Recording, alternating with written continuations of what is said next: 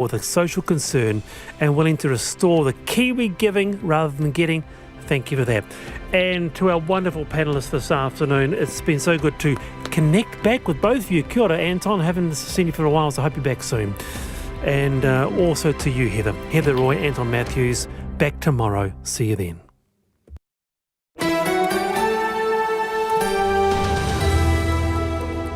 Kei te whakarongo mai koe ki te reo irirangi o Aotearoa. This is Checkpoint on RNZ National. I'm Lisa Owen. E haere ake nei, it lacks rigour and in-depth learning and will leave students underprepared for higher education. A top Auckland school ditches NCEA Level 1, marking it a fail. The principal is live. We talked to a father who stopped his son going on a school caving expedition that turned fatal. He believes the death was preventable and the trip should never have happened. A perfect storm of weather, roads and power outages forces a popular Auckland cafe to turn the lights off for good. And a young Dunedin boy who campaigned for a wheelchair-friendly park for his best bud. It turns out that roundabout journeys can be a good thing. You can watch us live on the RNZ website, Facebook and Freeview Channel 50.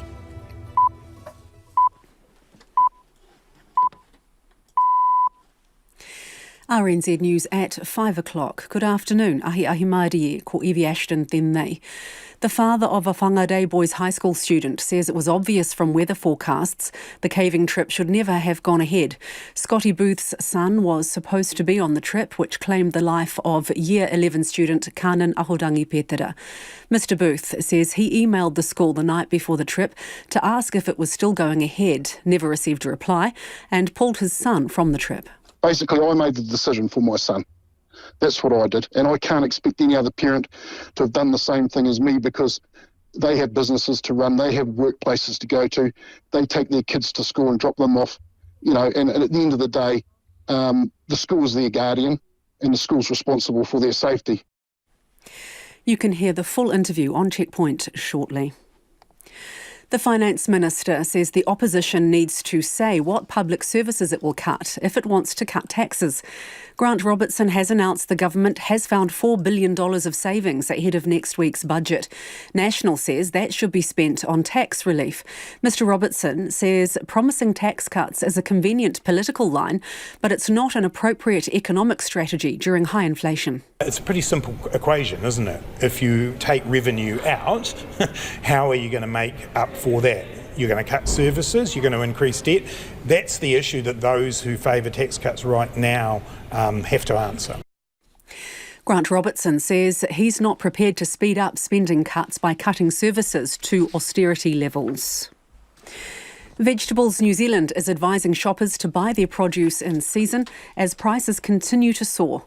Stats NZ's latest food price index figures show a 12.5% rise in April on the year before, marking the highest annual increase in 36 years.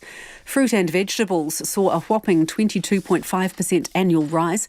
Grocery food was up 14% and meat, poultry and fish up 9.5%. Vegetables NZ Chair John Murphy says locally grown supplies are looking good as winter approaches, but unsettled weather continues to be a problem. New Zealand's youngest ever mayor is being called on to resign by the majority of his council. Gore's deputy mayor Keith Hovell and the recently appointed go-between for the mayor and chief executive have publicly called on Ben Bell to stand down. RNZ revealed in March that Mr Bell and the Gore District Council's chief executive, Stephen Parry, are no longer speaking. Councillor Richard McPhail was appointed as an intermediary for the pair last month. Now Mr McPhail, Mr Hovell and 5 of the other 8 councillors are calling for Mr Bell to resign. The council will vote next week on a motion of no confidence in the mayor. One of Auckland's top schools is abandoning NCEA Level 1, saying the incoming changes won't provide sufficient learning for students. St Cuthberts College will instead introduce its own diploma for Year 11 students next year. The Education Ministry is making changes to Level 1 next year. St Cuthberts says its senior academic staff have become increasingly concerned at what's being proposed. You can hear more about this shortly. A young Auckland couple say they've been sleeping in their car with a newborn to avoid staying in mouldy transitional housing. The couple were living in emergency housing in Papakura, and after the baby was born, they were transferred to a 2-bedroom apartment in Whangārei managed by Monte Cecilia Trust. The couple, whose voices have been disguised, claim the house had several carpet stains and mouldy furniture. When we arrived, there was mould everywhere and it was really dirty. On the couches, the curtains, and in the washing machine. We've just been staying in our car because I reckon it's more safer than it is here. So we basically have nowhere to stay. Monte Cecilia Housing Trust has apologised for not cleaning sooner. In sport, Akira Ioane will play his 100th match for the Blues this weekend, but the All Black loose forward has yet to commit his future to the franchise. The 27-year-old is still undecided on his post-Rugby World Cup plans, despite his brother Rico re-signing for the next 4 years. I've spent, 9 years playing with him in this team, so I think I've had enough. But no, obviously, with him, it's different. I'd love to play with him. More, but it's just whatever the future holds for me, I don't know yet. So, I'm just looking forward to enjoying this season. The Blues face a daunting task this weekend as they meet the Crusaders in Christchurch. They've lost 16 of their previous 17 matchups.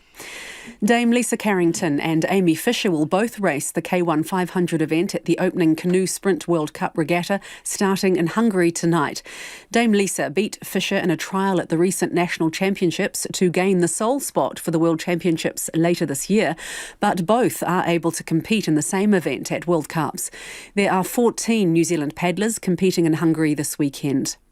And a former Wiggle has expressed interest in reviving the Balmain Tigers in the NRL. Anthony Field, best known as the Blue Wiggle, has revealed that if the Wiggles were to sell up, he'd use the money to bring the original Tigers back after the club merged with West Magpies in 1999. That's the news. Support for a teacher. He was underwater pulling these kids out from under there. This could have been way more serious if that teacher hadn't have put his life on the line. Success against a president. He said terrible things about me, dragged me through the mud, ground my face in the dirt. It was horrible. And so I brought lawsuit against Donald Trump. And snow down south. It's definitely early, it's still May, but we'll take it. It makes the ground cold and every little bit helps, right? Super coverage, Morning Report, weekdays from 6 on RNZ National. And we're funded through New Zealand On Air. You're with Lisa Owen next on Checkpoint. Right now, the short forecast from Met Service to midnight Friday. From Northland to Taumaudu-Nui, also Coromandel, Bay of Plenty, Taupo. Showers, some heavy with possible thunderstorms and hail, clearing south of Auckland this evening and elsewhere tomorrow, then mainly fine. From Gisborne to Wairarapa, showers spreading north today. Some may be heavy. Fine spells tomorrow with a few showers mainly near the coast. Taranaki and from Taihape to Wellington, showers, some heavy and possibly thundery this afternoon with hail, snow to 900 metres about the central high country today. Clearing tonight or tomorrow morning, then partly cloudy with a possible shower for Wellington tomorrow evening. Nelson, Bulla and Westland, fine weather. Marlborough, Canterbury, also north and central Otago. Showers about Banks Peninsula, fine and cloudy periods elsewhere with the odd shower clearing tomorrow. For the remainder of Otago, Southland and Fiordland, often cloudy with showers. And for Rekohu, Chatham Islands, showers, some heavy and possibly thundery today. It is 7 minutes past 5. I'll have traffic news and headlines at 20 past 5. Kia ora rā e ho. Tēnā koutou katoa, nau mai haere mai ki Checkpoint te tēnei rā, ko Lisa Owen tēnei.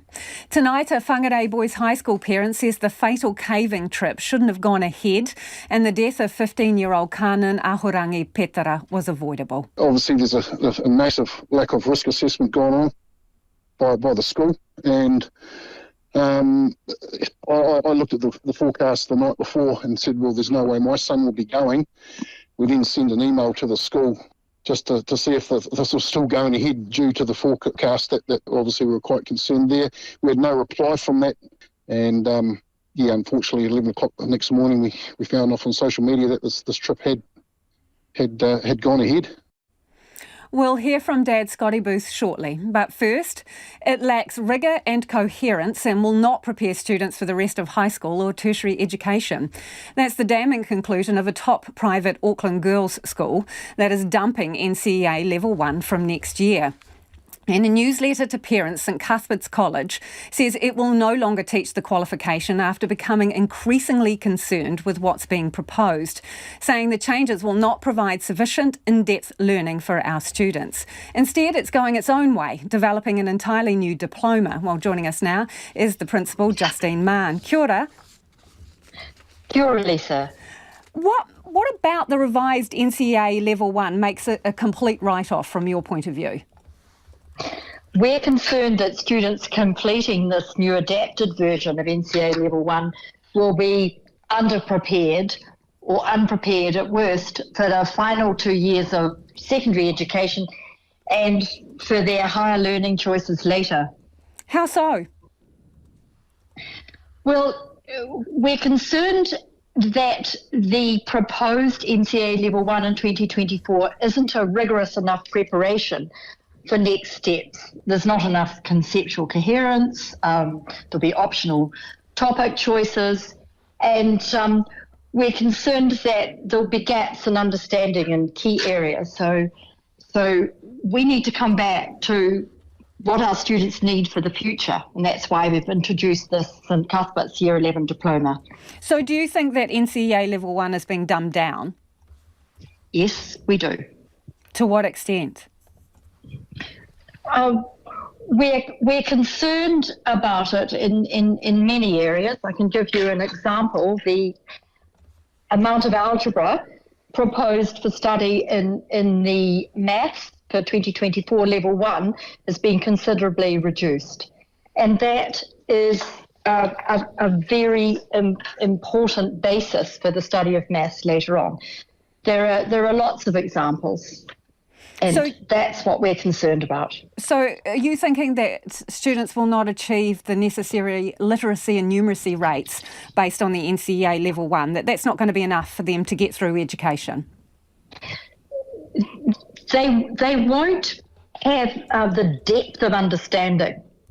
And our teachers, by moving from NCEA Level 1 to the St Cuthberts diploma, will have more time in the classroom. We've worked out that we get up 6 weeks more teaching time by doing this. How long have you been planning to ditch this? We've been thinking about it ever since we had all the information on the proposed changes for 2024. We'd been talking about it when the changes were proposed, and we've had a working committee designing it over really rigorously over the last 18 months, but we've been thinking about it for some time. Okay. And our senior subject specialists have thoroughly researched alternative overseas Year 11 qualifications, and we've also examined various programs being introduced at other New Zealand secondary schools. So this diploma, is it going to be more work for your students and stress, and will it rely on a single exam at the end of the year, largely? No. We hope that it will be less stress and more time going in depth in subjects. We will have internal examinations and assessments, but the way we've planned it, it will be a more balanced offering. The students will get sorry? If you don't think NCEA Level 1, the revised version, is fit for purpose for your students, is it good for anyone? I'm concerned on a national level at the lack of rigour in the NCEA proposed for Level 1 for 2024. And we have to come back to what our students need for the future. And it's our job as educators to agitate for that. So what does that say about your faith in the state system then, in the state exam and qualification system? If NZQA and the Ministry of Education were to listen very closely to the subject experts as they continue to advise on Level 2 and Level 3, then I do believe that we could get to a place where there was a comprehensive and robust qualification framework. We're almost out of time, but I want some quick answers from you, please. Are you going to abandon level 2 and level 3 as well? We hope that level 2 and level 3, if the subject experts are listened to, will be rigorous preparation for students' next step. But if you're not listened to, you're not ruling out getting rid of those as well? I wouldn't make any comment on that at the moment. We will be working very closely at a national level to influence what's happening with our state's sector colleagues. Who is going to recognise this diploma, and how will institutions compare the performance of your students when you're a single school doing its own thing? Well, other schools do this already, and our students then go into level 2 or level 3, or they sit into National Baccalaureate, and it really is the total at the end that matters. So students go on to university from level 3, and by that time, level 1 is superseded. But it's creating the foundation so that they can move through to the rigorous learning in year 12 and 13.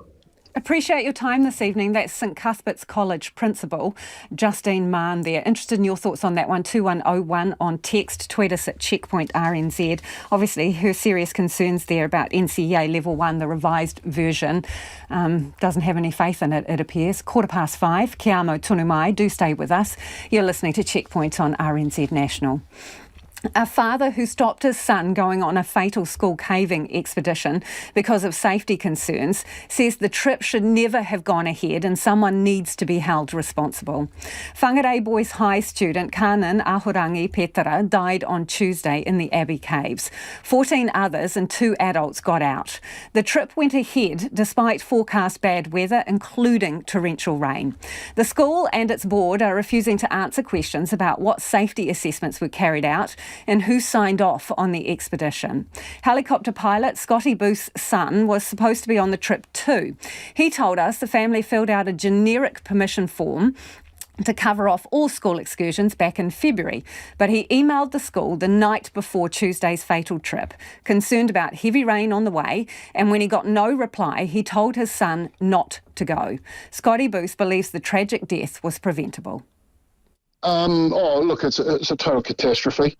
Well, words obviously can't explain it in a lot of respects too, because it was so avoidable.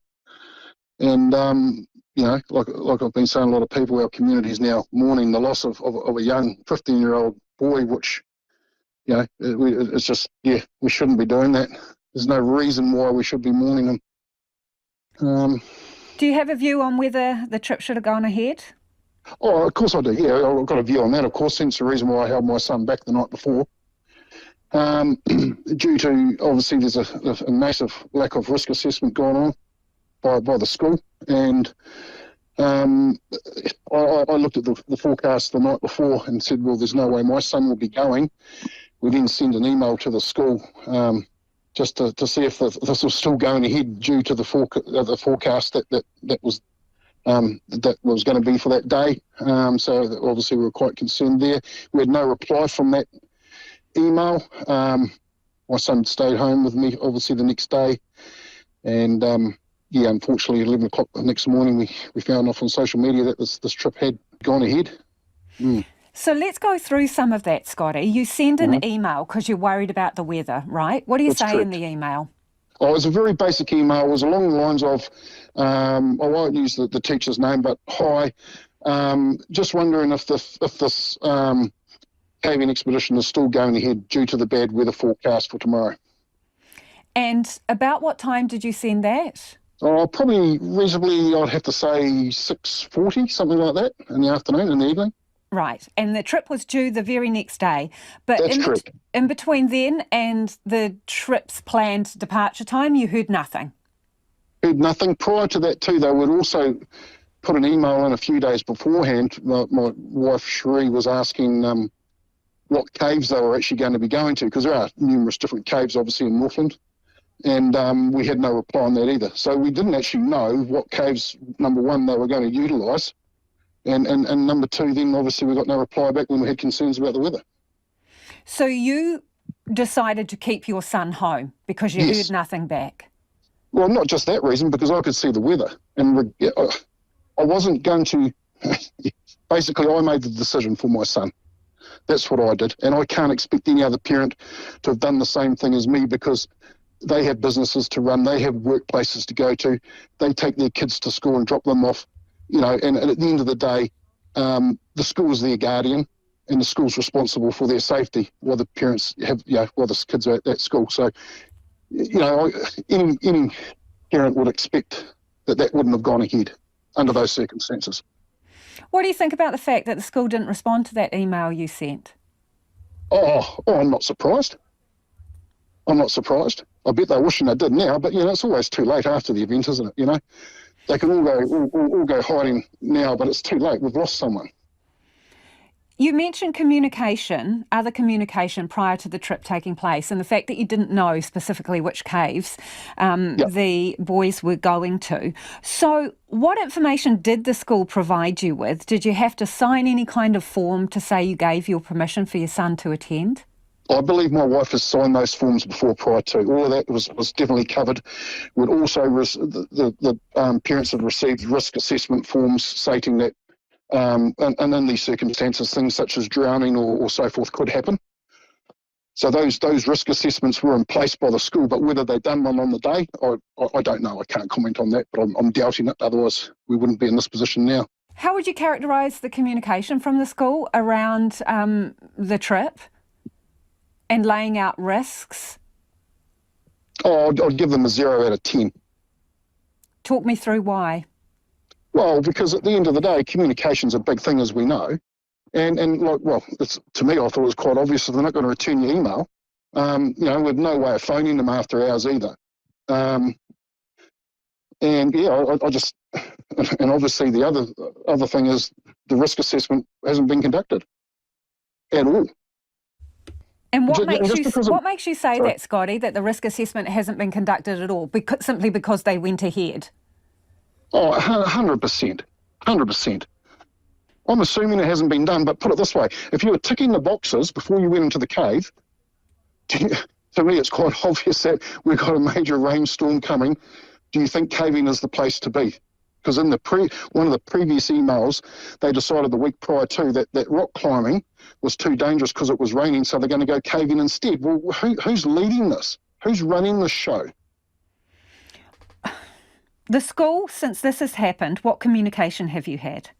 0. Nothing at all. No newsletters? No emails? Not that I'm aware of. I could confirm that with my wife. I don't know if she's here, but no, not that I'm aware of. You still obviously have a number of questions here. What are the most pressing things you want answered? Look, why wasn't it stopped? Why did the minibus leave the school? I'm assuming they went in a minibus because there was only two senior people. Why did it even leave the school on a day like that? It started raining here at 6 o'clock in the morning.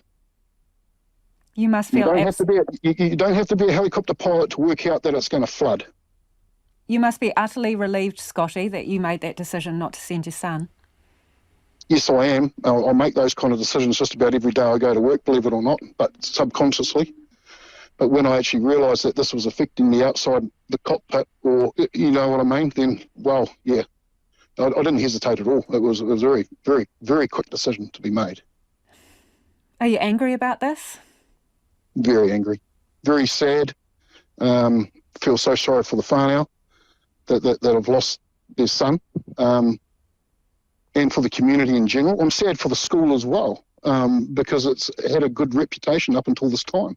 But unfortunately, protocols are in place for a reason, and they need to be followed. And if they were followed, we wouldn't be having this conversation. Would you trust the school to take your son off school grounds on a trip now? No, not now. No. Sorry. Until we have these protocols in place, you're going nowhere. And I'm not one to put my kid in cotton wool. But yeah, they've proven a point now that they're incapable of being guardians of these children. Who do you hold responsible? Well, look, I'm ex-military, so everything starts at the top, doesn't it? So you can start talking about your board of governors if you want to, or board of directors, trustees, whatever you want to call them, down to the principal, and from her, being the commanding officer, it goes off to the side ranks, doesn't it? Such as the teachers, number one, that are in charge of the outdoor education syllabus, and then secondly, the teacher that actually took them to the site. How is your son doing? Oh, I think he's struggling. He's well, he is struggling, but yeah, he is. He's struggling. I'd say he's got, well, obviously all his mates were there, you know. So yeah, he's getting his head around it. But these things take a long time. So yeah, the other thing we've got to remember too, though, is that, you know, we've got 14 other children now that have been totally traumatised by this. And yeah, this is going to affect our community a lot more than what people think. Are you taking your concerns further? Yes, I am. What are you doing? I've put in accidents and incidents with school kids and or just general work safe. But we really need to start learning from this, and people really need to start taking. I'm lost for words to how to explain what I want to say about them, but yeah, take some responsibility for your actions, and yeah, always feel free to say no. And that was parent Scotty Booth, who held his son back from that caving trip due to safety concerns. It is 24 minutes after 5, and you're with Checkpoint on RNZ National. Homai o whakaaro, we would love your feedback on anything you've heard on the program this evening. You can get in touch via text 2101. You can tweet us at Checkpoint RNZ, or you can email checkpoint@rnz.co.nz. It is time to go to the headlines now. Ko Evi anō tēnei. The father of a Whangārei Boys High School student says the death of a pupil at the school in Abbey Caves this week was entirely preventable. Kanan Ahorangi Petera died on Tuesday when torrential rain flooded the caves. 14 other students and 2 adults got out. Scotty Booth, who stopped his own son from going on the trip, told Checkpoint it was a tragedy, but there had been a lack of risk assessment by the school following predictions of heavy rain. Secondary school teachers are warning the government that the teacher shortage will only get worse unless it makes significant changes to their pay and working conditions.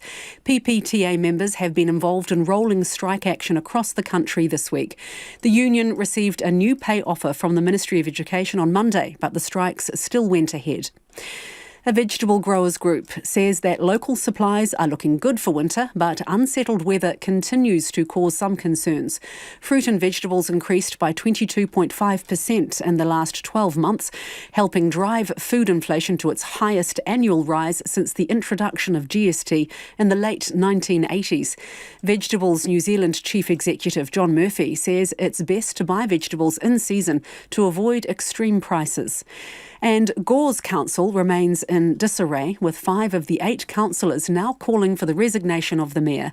RNZ revealed in March that Mayor Ben Bell and the Gore District Council's chief executive, Stephen Parry, are no longer speaking. The council will vote next week on a motion of no confidence in Mr Bell.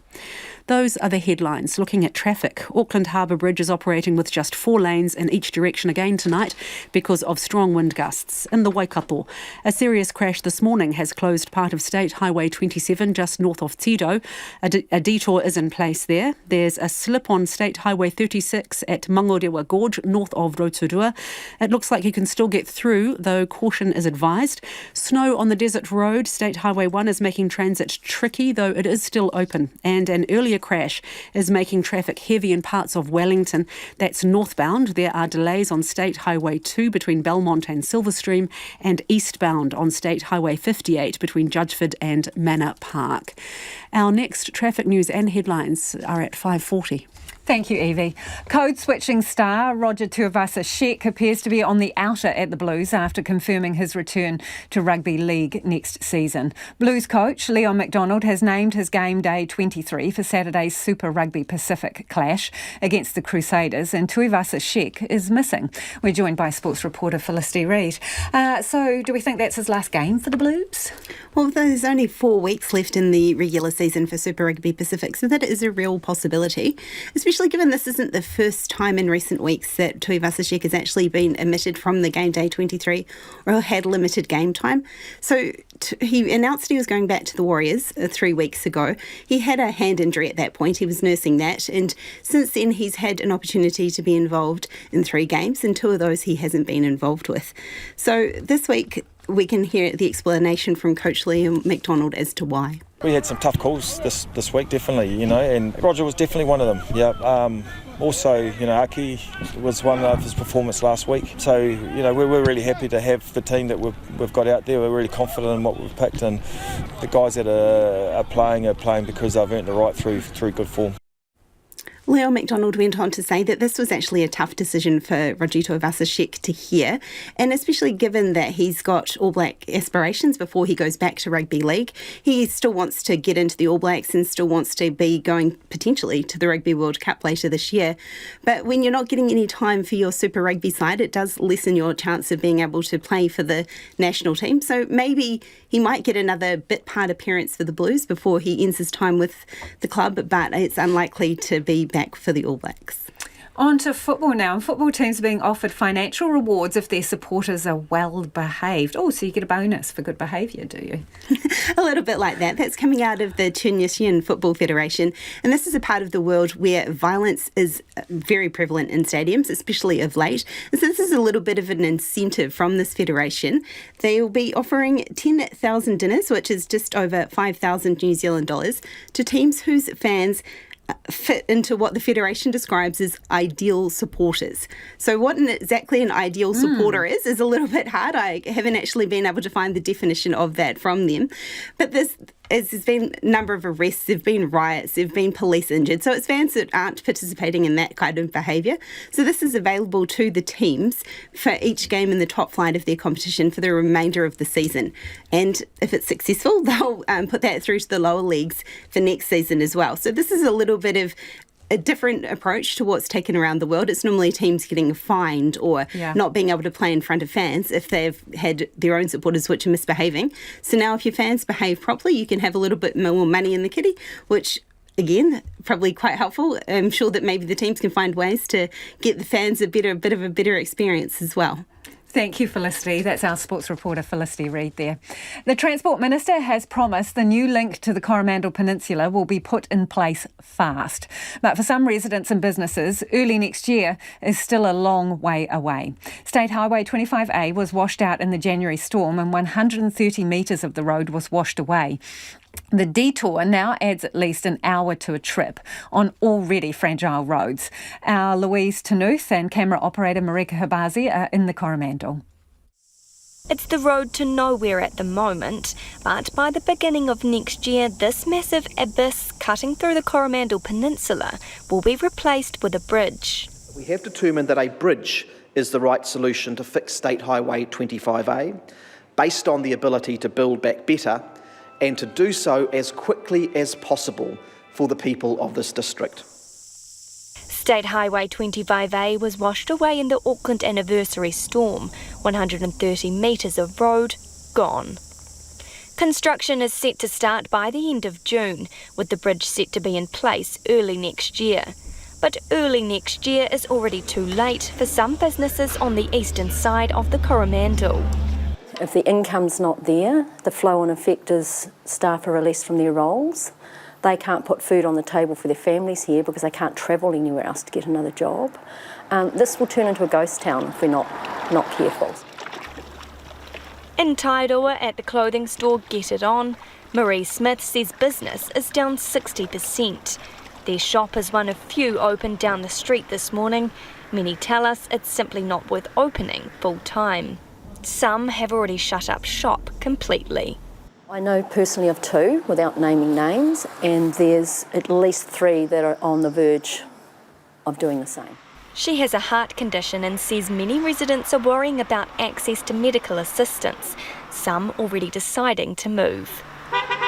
Marie says it's been impossible to plan for the future, even harder than COVID. You knew you were in lockdown, so you had to actually adjust to that in your business. And that's when I set up my online store.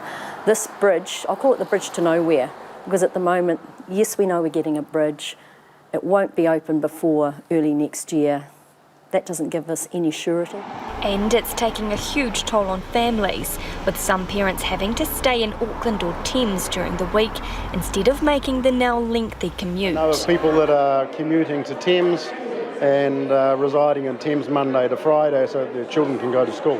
Chairman of the Pawanui Business Association, John Hindmarsh, says after 4 months, it's good to finally have an answer about 25A.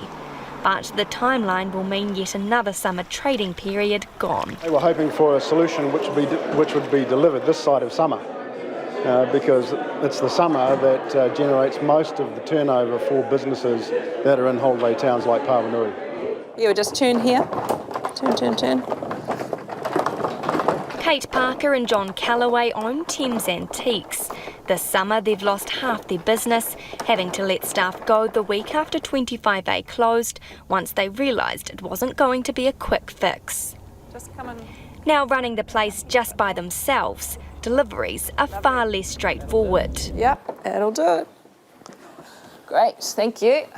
We've got one piece of furniture here. We'd like to take it over, but we're going to have to go the long way round to get it there. So it has to be an economical trip for us to do. So we'd like to have, maybe another couple of stops, or another couple of deliveries or a pick-up over there. But yeah, sort of really have to plan. And with all the traffic now using the coast road, State Highway 25, Kate says it's concerning how vulnerable the roading network now is. You see the trucks hoofing up and down there and you're like, oh, wow. That's not good for that road. It's not designed for that. They're hoping to apply for some government assistance for their business in order to stay afloat.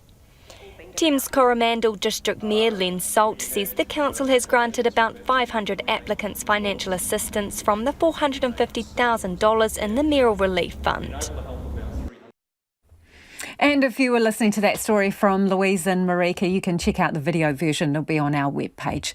It is 25 minutes to 6. Kia amo tonu mai. Stay with us. You're listening to Checkpoint on RNZ National. It's time for the business news. Ko taku hoe e nei ko Kim Moody. Kim joining us with food inflation, at its highest level in 36 years. Kia ora, Lisa. Yes, this won't come as a surprise to anyone that's been buying food. If you feel like you've been paying more for your food in the past year, you have. New data from Stats NZ out today showing food prices rose 12.5% in the year ended April. That's the highest rate since late 1987.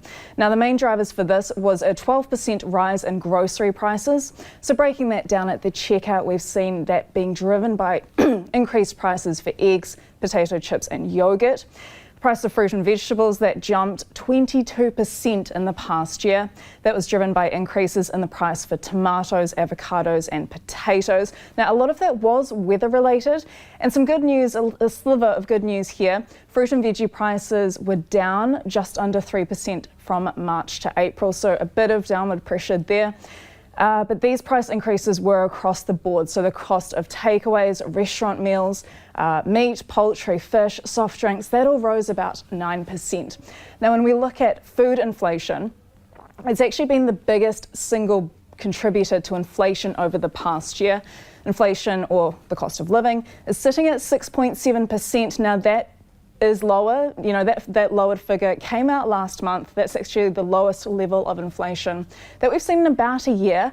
This is still sitting at levels that we haven't seen since the 90s, however. So the cost of living and the cost of food is still sitting at near decade highs. Now, some good news, hopefully. So some economists are saying, look, overall inflation that has likely hit its high. A senior economist at ASB, Mark Smith, saying he is thinking food price inflation has now peaked. So the worst in 36 years is, the worst that we'll see, hopefully, as bad as that is. He's saying global food commodity prices are starting to lower, so that should trickle through to our food prices. But he said, look, there is a risk that the fact that we've had continued food price rises for so long, it could take a little bit longer to slow. So unfortunately, a little bit more pain at the checkout until we see those prices come down. Yeah, and that inflation story is interesting in the context of this next situation. Job advertisements, they have fallen for the first time this year. Tell us some more. Yeah, this was really interesting. So job advertisements on the online site Seek, where a lot of people look and apply for jobs rather. So yeah, the ads have fallen for the first time this year. They fell 1% in April. And on the same time last year, job ads actually down 16%. So we saw drops in the number of jobs ads in the construction, hospitality and tourism sector. But while there's less jobs on offer, more people are applying for the jobs that are available. So applications per job ad, that actually jumped 12% on last month. So we're seeing more competition starting to come into the job market perhaps. Seek saying their website's also seeing a record number of visitors coming to the site, checking out what's on offer, checking out the salaries, perhaps, a bit of, suggesting that workers are keeping an eye out on what's available. As you say, fitting into this inflation picture, unemployment is of course remaining near record lows. It's at 3.4%. But economists have said that they expect this unemployment rate to raise to 5% by the end of this year, in line with the forecast slowing of the economy. Some banks are picking a recession in the second half of this year.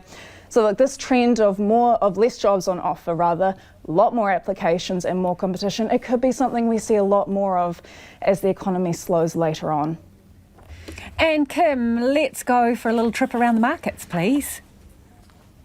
Yes, so our local top 50 index is ending down 0.8%, or about 100 points to 11,888. Our dollar is up against the US. We're buying 63.7 cents, 94 Australian cents and 50 pence. Thank you, Kim. Ka kite, Kim Moody there with our business update. Let's get to some of your feedback now. A lot of you getting in touch with the interview we did with St Cuthberts College principal. They are ditching NCEA Level 1 next year. This is the revised version, will be, that comes in 2024. The principal says, well, it won't prepare students properly. There's no rigour, and she believes it's been dumbed down, so it's of no use anymore. Mixed feedback on this one. This listener says the new NCEA standards have the flexibility for schools to teach to contents and depth that they see fit. They are more modern and involve more vital te ao Māori. I'm a teacher and I see this as a fuddy-duddy school not keeping up with the times.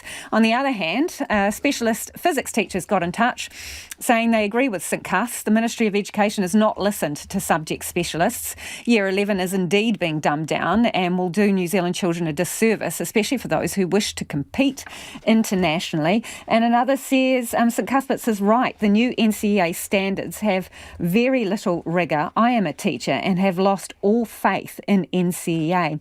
But someone else has got in touch and says the principal has completely missed the point of the new NCEA standards. Do keep your feedback coming, 2101 on text, and you can tweet us at Checkpoint RNZ. The government has found $4 billion down the back of the couch ahead of next week's budget. The money was freed up after ministers were told to go away and find ways to save money and reprioritise. But those hoping for tax cuts at the budget will be left disappointed. Our political reporter Giles Dexter has more. The government's already teased next week's budget will have a no-frills approach.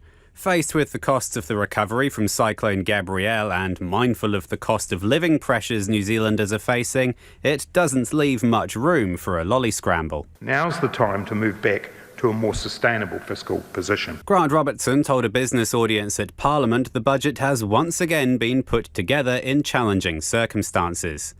December's budget policy statement outlined there would only be $4.5 billion of new day-to-day spending. And since then, there's been a cyclone.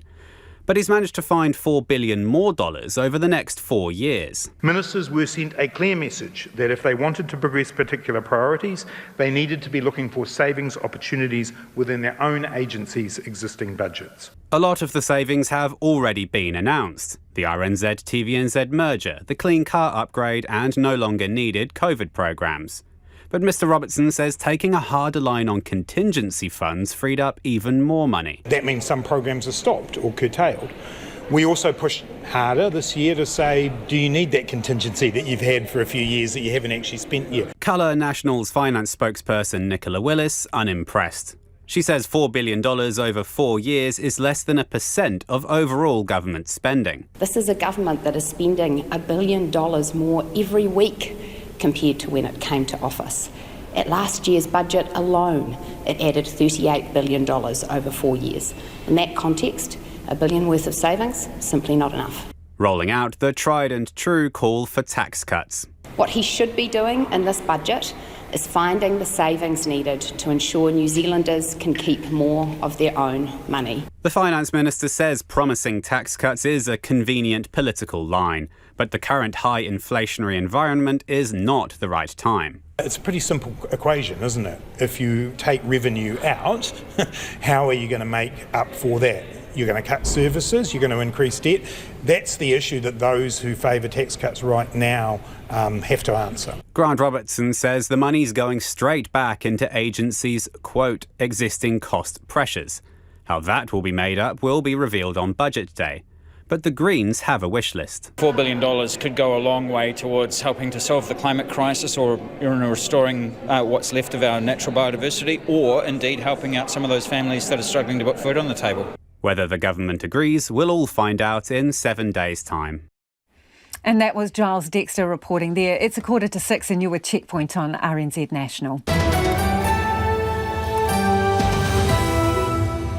We would love to hear from you about anything you've heard on the program this evening. Homai o whakaaro. Text us on 2101, tweet us at Checkpoint RNZ, and the email address is checkpoint@rnz.co.nz. It's time for the headlines now. Ko Ewe anō tēnei. A father of a student of Whangārei Boys High says that he didn't receive a response to an email he sent to the school asking whether a trip to Abbey Caves was going ahead despite predictions of heavy rain. Kānan Ahorangi Petera died on Tuesday when torrential rain flooded the caves. 14 other students and 2 adults escaped the flooding. Scotty Booth told Checkpoint that when he didn't receive a response and after assessing the weather, he stopped his own son from going on the trip. He also says there was no after-hours number to call and he would rate the communication from the school as 0 out of 10. The Finance Minister has fired back at the opposition, saying that tax cuts aren't a good idea while the country is facing high inflation. Grant Robertson has announced the government has found $4 billion of savings ahead of next week's budget. National says that should be spent on tax relief, but Mr Robertson says tax cuts will lead to reduced services and increased debt. National's Christopher Luxon, however, says the government's economic management has resulted in soaring food inflation. Food prices rose 12%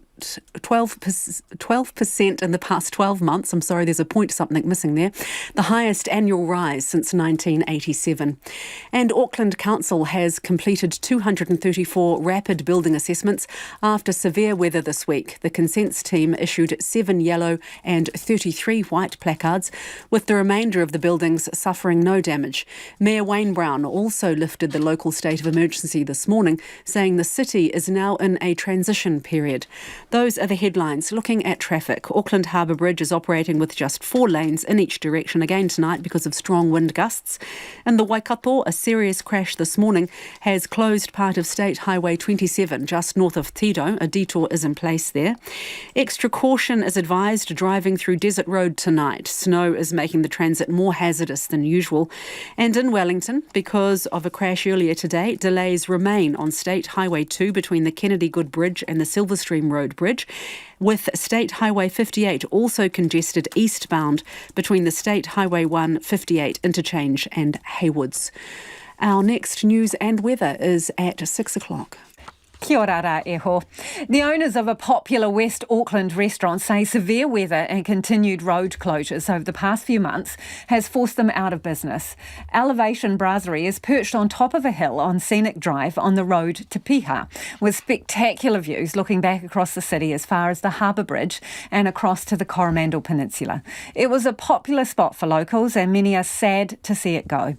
Our reporter Luca Foreman and cameraman Nick Monroe went to visit the owners as they moved out.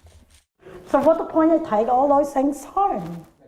Vanny Keogh and her husband Brett Kenyon have run the business for the past 8 years, and their emotional attachment to the place is clear. It's really, really difficult to make this decision. So we take this table as well, Jade. So we have to unscrew the table here. Ms Keogh says they'd already struggled through COVID, but this year's extreme weather was the final straw. The restaurant had to close for months because of power outages and road damage, and parts of Scenic Drive are still under stop-go management.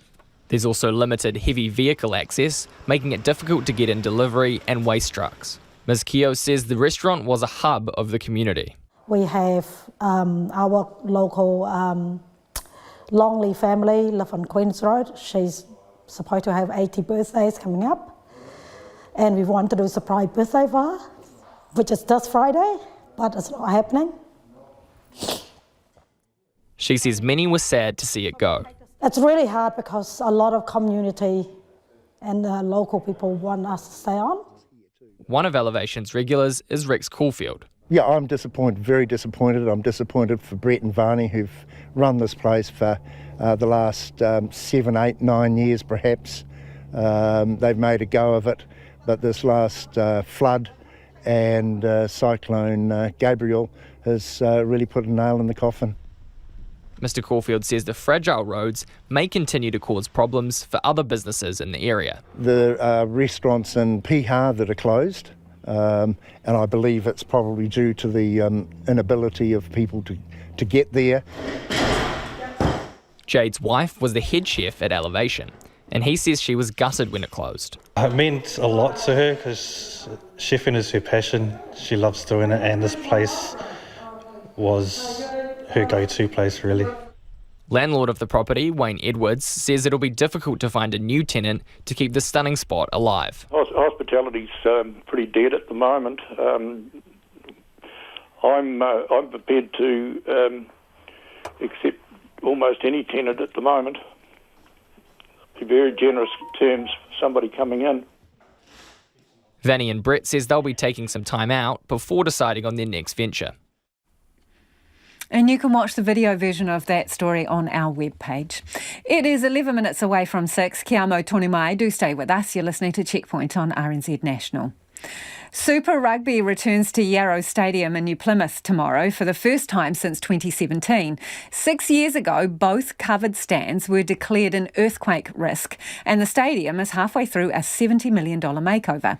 Our Taranaki Whanganui reporter Robin Martin has been gauging the level of excitement in the city at a local sports bar. According to a Burl report, in the 15 years prior to its closure in 2017, Yarrow Stadium pumped more than $100 million into the Taranaki economy. Co-owner of Crowded House Bar and Grill, aka Crowdies, Kerry Simeon, is hoping that the return of top-level rugby will set the cash registers ringing all over again. It's been a hard few years without our wonderful stadium, but look, it's good to kick off with such a great game, such a great team from up the road. We're expecting big numbers coming from the mighty Waikato, so really looking forward to it. We haven't done anything this big for a long time as far as rugby goes. Not that he's divulging how much the big game is worth to Crowdies. Can't give too much away, but yeah, it's busy. Look, it's busy because rugby people like to celebrate our sport and get together afterwards over a cold beverage or a coffee or two and have a laugh. Rugby crowds have always been fun. I'm really excited, we haven't been up to the stadium for a long time. Punter Cam Murray reckons there couldn't be a better time for the Chiefs to be visiting. I'm an old Hurricanes fan, and I wasn't particularly impressed when they shifted across to the Chiefs, but then the Chiefs promised they'd bring more games down here, so why not? If they can deliver that, it's nice to have them come back and do it. And they're a better team right now. Will you be getting along to the game? No, I'm a bit old for sitting out in the bloody weather now. Kevin Nielsen is a season ticket holder. He wouldn't miss it. I'm a Chief supporter, Taranaki supporter, and we'll be there with bells on. Oh, yeah, someone did ask me about the cowbells. I'm not sure how the cowbells go down in Taranaki. No, they don't. I won't have my cowbells. I'll literally be there, so yeah. We're really looking forward to it. Kevin is one of the lucky ones with a covered seat in the 5,000 capacity West Stand, which is sporting a new roof. Super Rugby's return to Yarrow is also exciting for the Taranaki talent in the all-conquering Chiefs side. Second rower Josh Lord is looking forward to stepping onto the hallowed turf in Chiefs colours for the first time. Yeah, it's bloody cool, eh? Obviously the stadium's there's been a lot, getting done to it the last couple of years, so to see the progress made in the last few years and to be able to play some Super Rugby footy here now it's pretty exciting, and credit to Taranaki. Bradley Slater is Taranaki rugby royalty.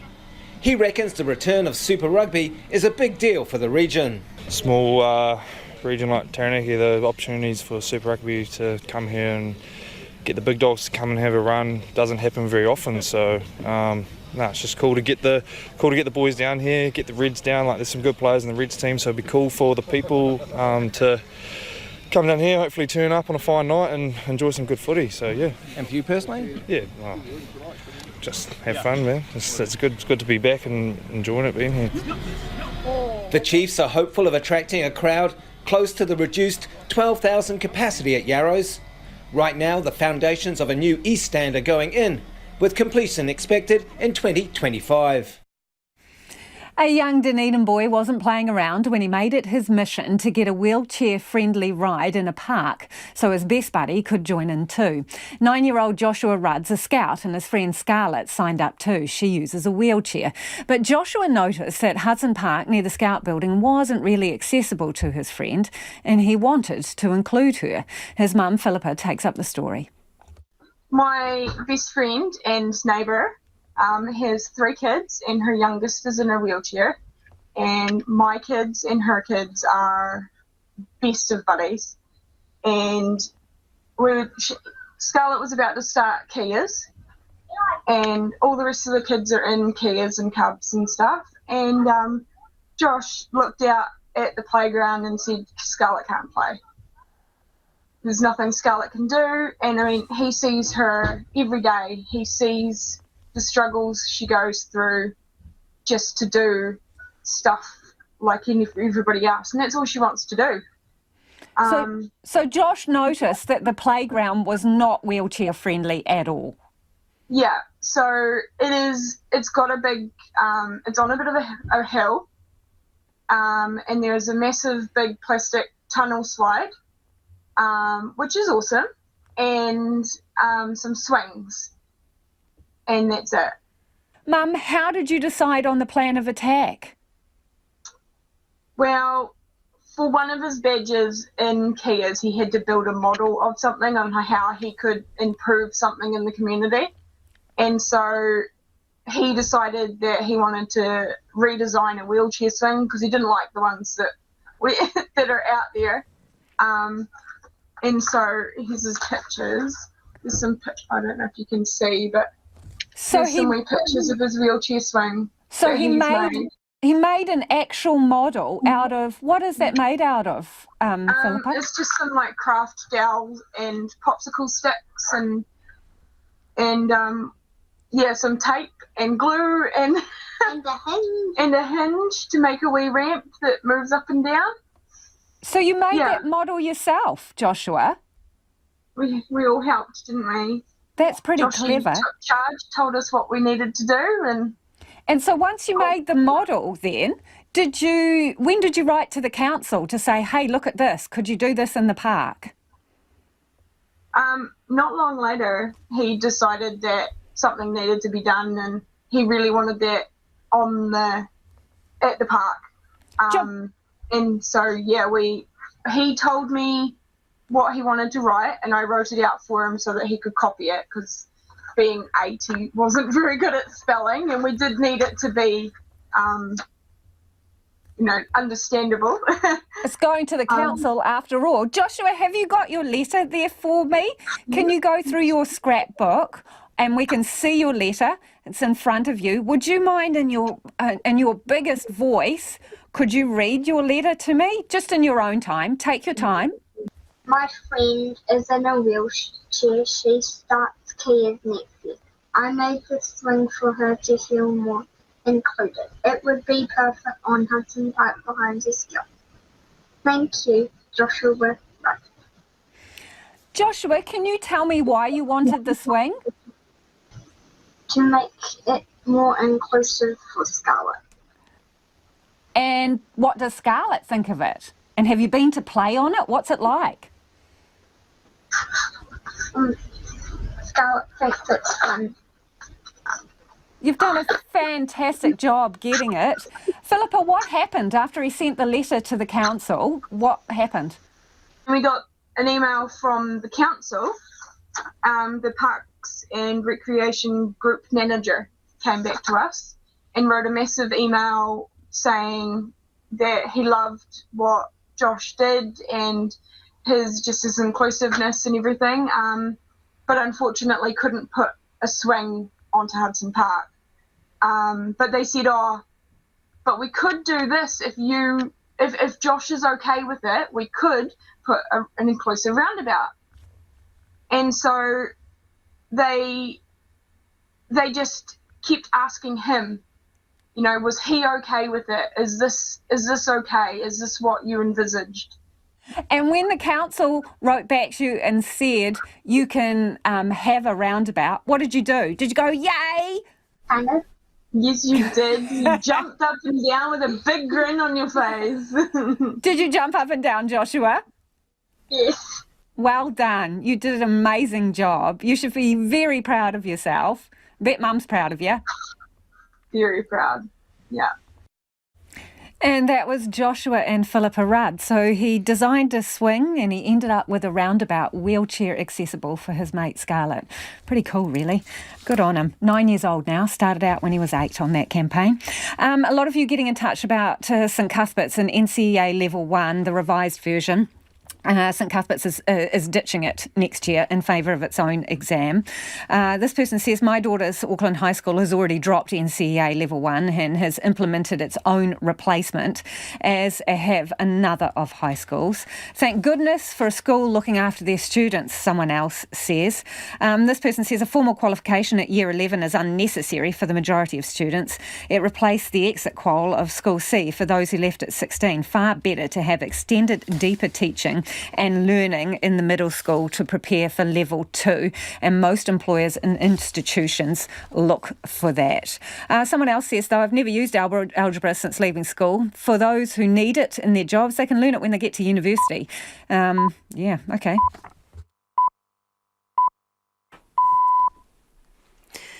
RNZ News at 6 o'clock. Ngā mihi o te pō. Good evening. I'm Evie Ashton. New Zealand's youngest ever mayor is being called on to resign by the majority of his council. Gore's deputy mayor, Keith Hovell, and the recently appointed go-between for the mayor and chief executive have publicly called on 24-year-old Ben Bell to stand down. Timothy Brown has more. Ben Bell won the mayoralty with the slimmest of margins over long-time incumbent Tracy Hicks last year. Since then, it's been constant controversies for the Gore District Council. RNZ revealed in March that Mr Bell and the council's chief executive, Stephen Parry, are no longer speaking. Councillor Richard McPhail was appointed as an intermediary for the pair last month. Now Mr McPhail, Mr Hovell and 5 of the other 8 councillors are calling for Mr Bell to resign. The council will vote next week on a motion of no confidence in the mayor. Whangārei Boys High School Board says it's fully supporting an investigation into a student's death on a caving trip. Year 11 student Kanan Ahodangi Petera died on Tuesday when his outdoor education group became stuck in Abbey Caves amid heavy rain. Neva Chittick has more. Presiding board member Andrew Carville says he acknowledges Kanan's tragic passing with immense sadness and passes on sincere condolences to his whānau.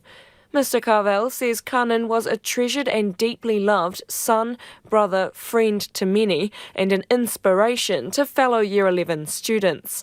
He says as trustees and parents, they share the hurt his death has caused. Mr Carville also says it's supporting a thorough investigation by police and WorkSafe, but cannot provide any more detail while it's underway. The National Party has blamed soaring food price inflation on the Labour government, accusing it of economic mismanagement. Statistics New Zealand's food price index rose 12.5% in the year ended April, the biggest rise since 1987. The Finance Minister says that's being driven by a lot of factors, including recent weather and supply chain problems. But Nationals leader Christopher Luxon says that's little comfort for people struggling. The money doesn't just magic up from somewhere. They don't just get it from somewhere because all their money's allocated. That's a function of a government that actually hasn't managed the economy well and has led to inflation, high interest rates, now a recession, and ultimately rising unemployment. The unemployment rate has remained at or near historic lows for more than a year. Prime Minister Chris Hipkins has confirmed he'll travel to Papua New Guinea this month to meet US President Joe Biden and other Pacific leaders. The The White House yesterday confirmed the summit will take place in Port Moresby on May the 22nd. The historic trip comes as the US administration ramps up its investment and diplomatic push in the Pacific region to counter China's influence. Australian Prime Minister Anthony Albanese is also expected to attend. An Auckland high school is dumping NCEA Level 1 from next year. In a newsletter to parents, St Cuthberts College says it will no longer teach the qualification, saying proposed changes will not provide sufficient in-depth learning for students. Principal Justine Mahon has told Checkpoint that's why the school is developing an entirely new diploma for their Year 11 students. She says the new diploma will set students up better academically and won't affect future qualifications. It really is the total at the end that matters. So students go on to university from level 3, and by that time, level 1 is superseded. But it's creating the foundation so that they can move through to the rigorous learning in year 12 and 13. Justine Mahon says theirs isn't the first school to drop NCEA Level 1. A young Auckland couple say they've been sleeping in their car with a newborn to avoid staying in mouldy transitional housing. They were in emergency housing in Papakura, and after their baby was born, they were transferred to a 2-bedroom apartment in Whangārei, managed by Monte Cecilia Trust. Heis Almeida has more. The young couple, who RNZ has agreed not to name, say they had only seen pictures of the place before signing the agreement. They claimed the house had several carpet stains and mouldy furniture, which put them off, so they slept in their vehicle. Monte Cecilia Housing Trust has apologised for not cleaning the apartment sooner. It says sometimes cleaning is done after tenants move in due to the urgent need to house vulnerable families, and it can be challenging to find a suitable home for tenants on the social housing register. Former US President Donald Trump has held firm to past grievances over the 2020 election and his legal troubles, claiming they are politically motivated. In a town hall meeting broadcast on CNN, Mr Trump called moderator Caitlin Collins a nasty person, but also drew laughter and applause from his mostly Republican voting audience. The BBC's Peter Bowes was watching. If we needed a reminder of what it was like during the years of Donald Trump in the White House and his previous campaigns, we just had it. It was combative, it was at times fractious, there was no retreat from his core beliefs, no humility at losing in 2020, or indeed losing that civil trial just 2 days ago. And that really has been the issue of the week, in which he was found liable for sexual abuse, the sexual abuse of a writer in the 1990s, and defamation. He was unrepentant. And Auckland Council has completed 234 rapid building assessments after severe weather this week. The consents team issued 7 yellow and 33 white placards, with the remainder of the buildings suffering no damage. Mayor Wayne Brown also lifted the local state of emergency this morning, saying the city is now in a transition period. That's the news. Tomorrow on Afternoons with Jessie Mulligan, our critter of the week is a bird with an elegant long tail, a screeching call, and apparently pretty strange breeding habits. Chef Julie Busso has a recipe for cauliflower that you'll find very hard not to cook once you've heard of it. And on New Zealand Live, Mohi are in our Auckland studio, the most promising emerging artist of 2022 at the Waiata Māori Music Awards. They join us on Afternoons from 1 p.m. tomorrow here on RNZ National. Kei te whakarongo mai koe ki te reo irirangi o Aotearoa. You're back with Lisa Owen next on Checkpoint. Right now, the short forecast from Met Service to midnight Friday. From Northland to Taumaru Nui, also Coromandel, Bay of Plenty and Taupo. Showers, some heavy with possible thunderstorms and hail, clearing south of Auckland this evening and elsewhere tomorrow, then mainly fine. Gisborne to Wairarapa, showers spreading north today, some may be heavy. Fine spells tomorrow with a few showers mainly near the coast. Taranaki Taki and from Taihape to Wellington. Showers, some heavy and possibly thundery this afternoon with hail. Snow to 900 metres about the central high country today, clearing tonight or tomorrow morning, then partly cloudy with a possible shower for Wellington tomorrow evening. Nelson, Buller and Westland, fine weather. Marlborough, Canterbury, also north and central Otago. Showers about Banks Peninsula, fine and cloudy periods elsewhere with the odd shower clearing tomorrow. For the remainder of Otago, Southland and Fiordland, often cloudy with showers. And for Chatham Islands, showers, some heavy and possibly thundery today. It's just turned 8 minutes past 6. I will have news headlines for you at 6:30. Nā mihi Evie, no mai hoki mai, this is Checkpoint, ko Lisa Owen tēnei. A young Auckland couple claim their temporary house is so mouldy they've been forced to sleep in their car with a 5-month-old baby. The 19-year-olds were in emergency housing in Papakura, and after their baby was born, they moved to a 2-bedroom transitional housing apartment in Whangārei. Provider Monte Cecilia Housing told Checkpoint that cleaning isn't always done before a new family moves in, and they'd welcome any request for help. Our reporter Haisa Almeida has the story. I just want to feel like it's home, and like you go to your nan's house and it's like warm and stuff. That's how I want it to feel. Does this house feel like that to you? No, it feels really uncomfortable. It felt uncomfortable as soon as we got here. This is 19-year-old Victoria, not her real name, and her voice has been disguised at her request.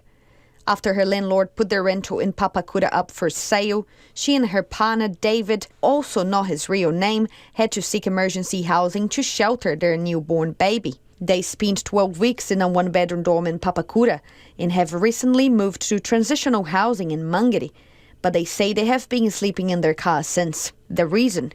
Mold. When we arrived, there was mold everywhere and it was really dirty. On the couches, the curtains, and in the washing machine. We've just been staying in our car because I reckon it's more safer than it is here. So we basically have nowhere to stay. Victoria said when they signed up for the 2-bedroom apartment, they had only seen pictures of the place before signing the agreement. They knew we needed a big space for baby. That's what we told them when we were in emergency housing when I called them. The house in Whangārei is managed by Monte Cecilia Housing Trust and it has 32 bedroom units capable of housing 120 families. David says he contacted the trust about the condition of the house to no avail, all the while worrying about their baby's health. Professor Caroline Halley from the University of Otago says mould poses a health risk. Indoor mould can be associated with asthma-like symptoms, and particularly in that younger age group, that sort of first 1,000 days of a child's life. If it's on a carpet, for example, if it's old and it hasn't been well cleaned, then the spores and the fragments of fungi that are there can actually break off and still be inhaled and still be an irritant. The latest report from the Ministry of Housing and Urban Development shows more than 5,000 people are waiting for transitional housing. The ministry says only approved social service providers manage transitional housing, and they are responsible for making sure properties are warm, dry and well maintained. Aaron Hendry has been working with vulnerable rangatahi for years and says young people sometimes find the system difficult to navigate. There can be a lot of fear at times for some young people about actually communicating, hey, look, here's my rights, here's the housing, it's not up to standard, this is what needs to be done, and there can be a communication breakdown. The Trust has apologised for the items in the unit that were not up to the usual standard when the tenants moved in. He says the delay was due to wanting to house the couple as soon as possible, and the Trust has already attended to most outstanding items. The Trust says it's supporting the family and reviewing procedures to make improvements. The battle for Bakhmut continues as Russia fails to capture the city 9 months after launching its assault there. It's the longest and bloodiest fight of the war so far. Ukrainian forces are still holding out on the western edge of the city. A military unit says it forced a Russian infantry brigade to retreat 2 kilometres. Both sides have suffered heavy casualties, and the White House estimates more than 20,000 Russian soldiers have been killed in eastern Ukraine in the past 5 months. Ukraine hopes the battle has exhausted Russian forces in advance of its anticipated offensive to recapture territory. The BBC's Jonathan Beale reports. A rare pause in this, the longest, bloodiest battle of the war so far. But just a few hundred meters away, the Russians are still waiting, still trying to encircle the city of Bakhmut nearby. Ukraine's president calls it a fortress of Ukrainian morale. Go, go, quickly. But like these trenches, it's under attack every hour of every day.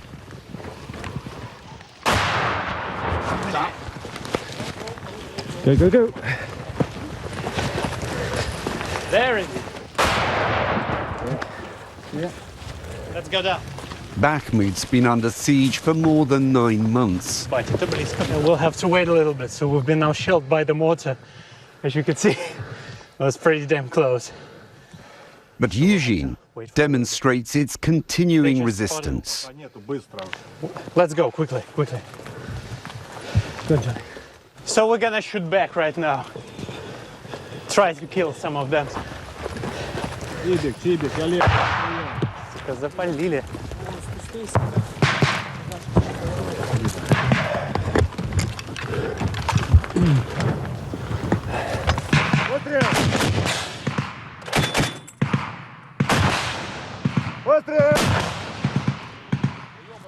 Let's get out of here. Let's go, let's go, let's go. It could be said 1,000 times, but this is our country and our land. Like, what else can we do? Well, you could give up Bakhmut and just move back. For us, if we would retreat, for example, yes, we could save few lives, but then we will have to assault back, and we could lost much more lives. So we need to stand here till the end. But even defense is taking many Ukrainian lives, young and old. Stepan's comrades call him Dad.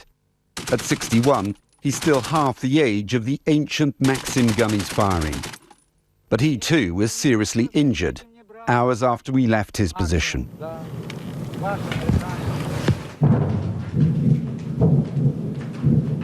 Too dangerous to enter into the cauldron of the city itself, we tried to get a view from the distance.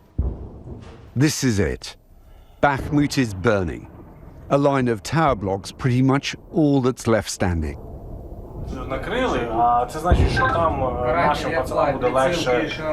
In a bunker, they direct artillery fire to support their infantry, their last line of defense on the western edge of the city.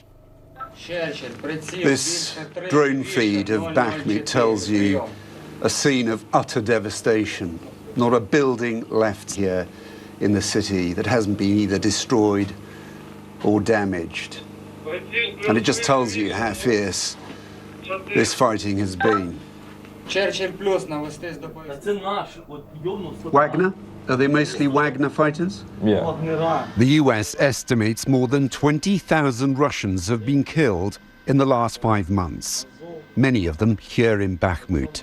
Воюють вони достатньо вміло все ж таки, але про людей вони не особливо. Miroslav tells me they don't care about their people.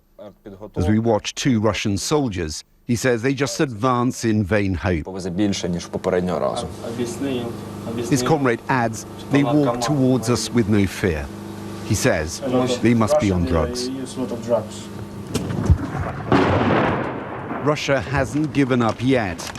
Their artillery's still firing, but not as frequently as in the past.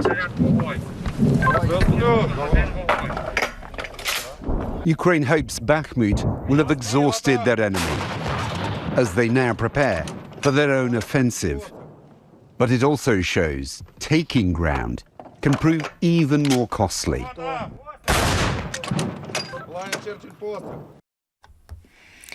To the US now, and it's unknown how, if at all, Donald Trump's sexual abuse verdict will affect his 2024 presidential campaign. Yesterday, a jury in New York found the former president guilty of sexually abusing a journalist in the 90s and then defaming her by calling her a liar.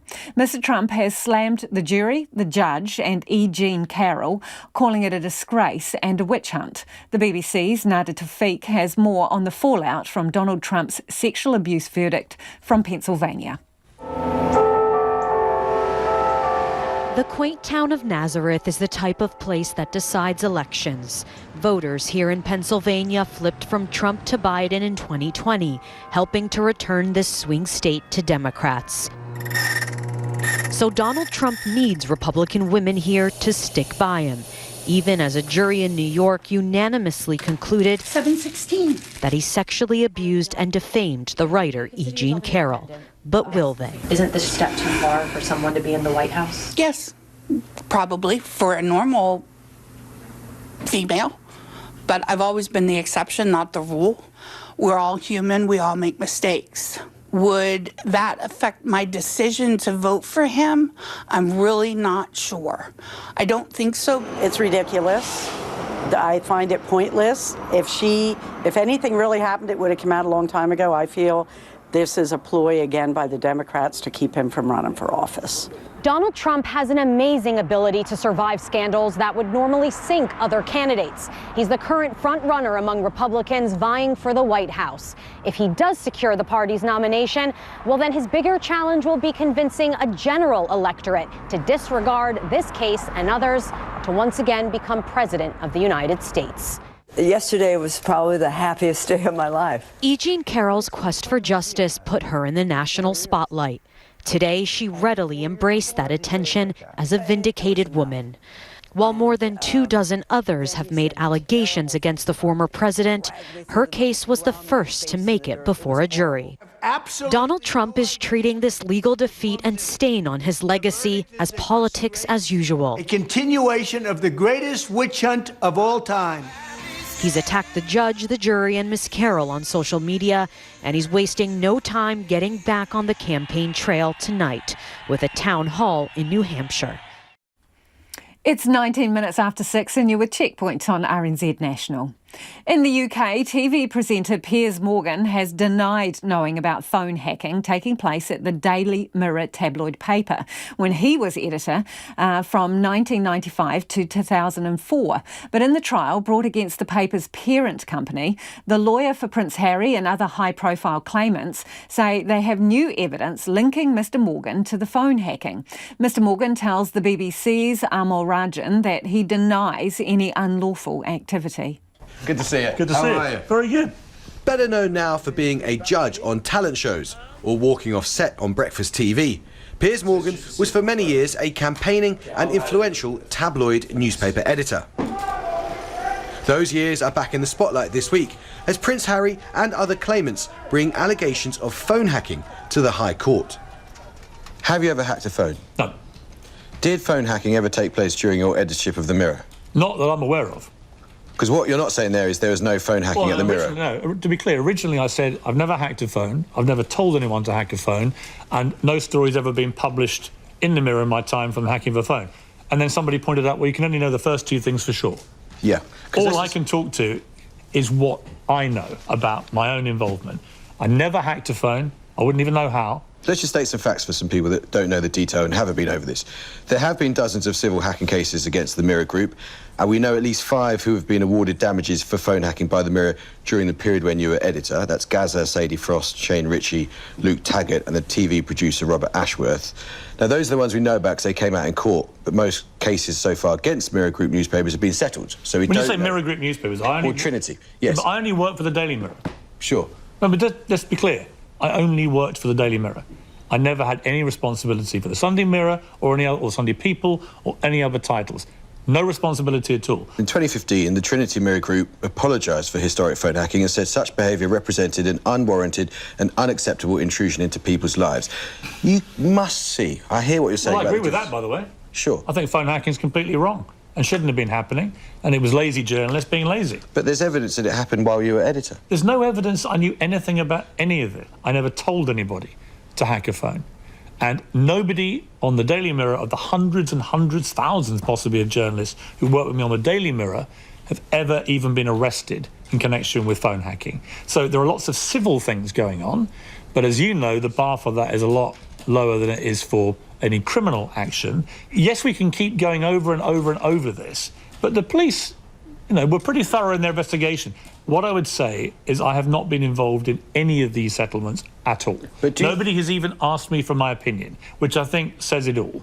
But does it stretch credulity for an editor as hands-on, as energetic, as intricately involved in the paper as you were, to say this stuff was going on but I didn't know about it? I didn't. So I don't care whether it stretches people's credibility or not. But I can be certain about what I knew and what I did, and no one has ever produced anything to contradict what I'm saying. Prince Harry, he's taking legal action against several tabloid newspaper groups. His legal actions include legal actions which concern claims about your record at the Mirror. Are you worried? No, not at all. Most people, Piers, would find that quite I couldn't give a monkey's cuss. The idea you couldn't give a monkey's cuss about the fact that why don't you walk around and ask 100 members of the public, do you have any sympathy for Prince Harry when it comes to privacy now? Zero. This guy, he's got no time for his family. He comes all the way 5,000 miles, this eco-warrior, to come and lecture the media once again about invasion of privacy and intrusion, and yet he is the biggest invader of privacy in royal history. So no, I'm not going to take any lectures from him, and I don't give a damn what actions he wants to take. Good luck to you. But honestly, it's like being lectured on the truth by Donald Trump. Piers Morgan there talking to the BBC. In the US, George Santos, the embattled Republican congressman, is remaining defiant after pleading not guilty to 13 federal charges. It includes allegations of fraud related to COVID-19, misusing campaign funds and lying about his personal finances, and CV on disclosure reports. The Republican House Speaker, Kevin McCarthy, says he will not support Mr Santos's re-election. CNN's Paula Reid has the details. New York Republican Congressman George Santos adopting the Trump playbook after being indicted on 13 criminal counts. The reality is it's a witch hunt. Surrounded by reporters after his initial court appearance, Santos was pressed about allegations he fraudulently received more than $24,000 in unemployment benefits during the COVID-19 pandemic while he was working at a Florida-based firm. This is part of my defense. This is inaccurate information, and I will get to clear my name on this. During the pandemic, it wasn't very clear. I don't understand where the government's getting their information, but I will present my facts. The indictment, spanning 20 pages, details allegations that Santos illegally solicited campaign contributions, which were then funneled into his personal bank accounts and used for various personal expenses, including credit card and card payments, personal bills, and even designer clothes. And federal prosecutors allege he made false statements on multiple financial disclosure statements filed with the House of Representatives prior to being elected in 2022. Taken together, the allegations in the indictment charge Santos with relying on repeated dishonesty and deception to ascend to the halls of Congress and enrich himself. The U.S. attorney said in a statement, Santos pleaded not guilty to all charges and was released on $500,000 bond. After his successful 2022 election, he was exposed for a series of lies about his personal history. He lied about attending college, working for powerhouse financial firms, and his mother being present at the World Trade Center during the 9/11 attacks. Did I embellish my resume? Yes, I did. And I'm sorry.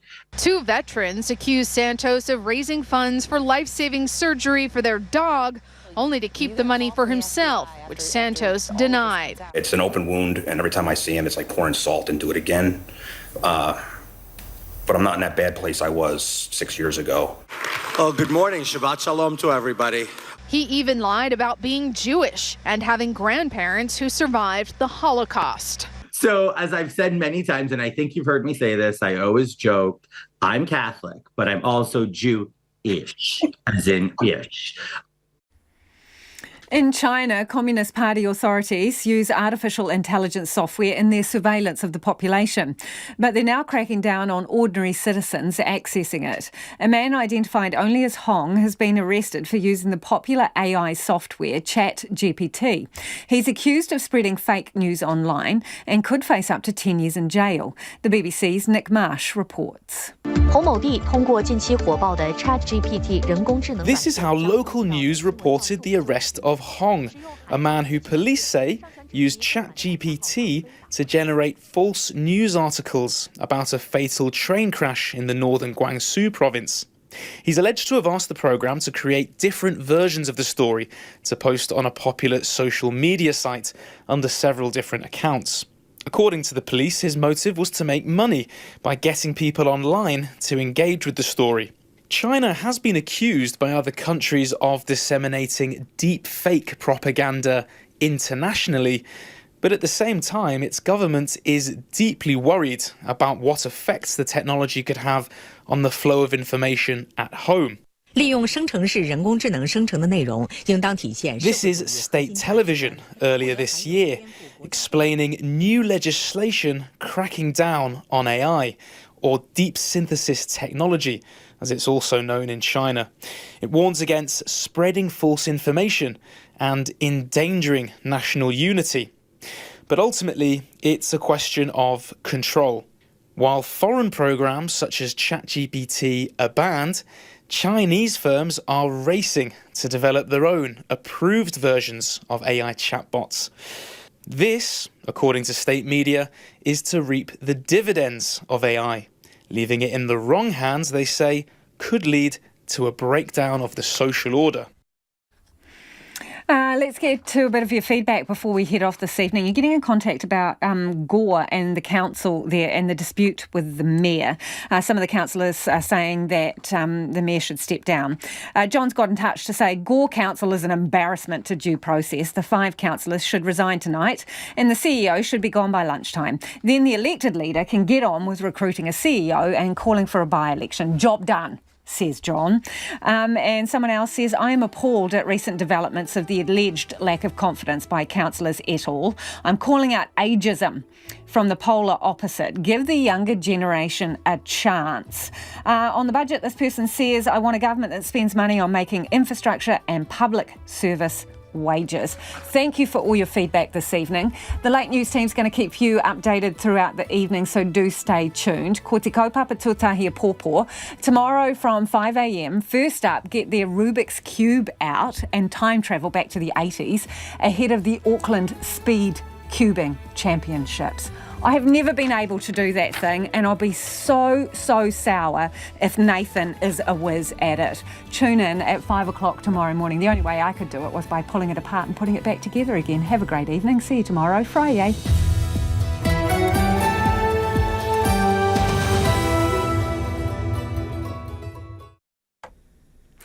RNZ News headlines at 6:30. Good evening, I'm Evie Ashton. Gore Mayor Ben Bell is facing a vote of no confidence next week after the majority of councillors called for him to resign. The father of a Whangārei Boys High student says pupils are being well supported at the school with counselling following the death of one of their classmates at Abbey Caves this week. A vegetable industry group says growers are working hard to ensure there is a plentiful supply of winter produce after scarcity helped drive up prices.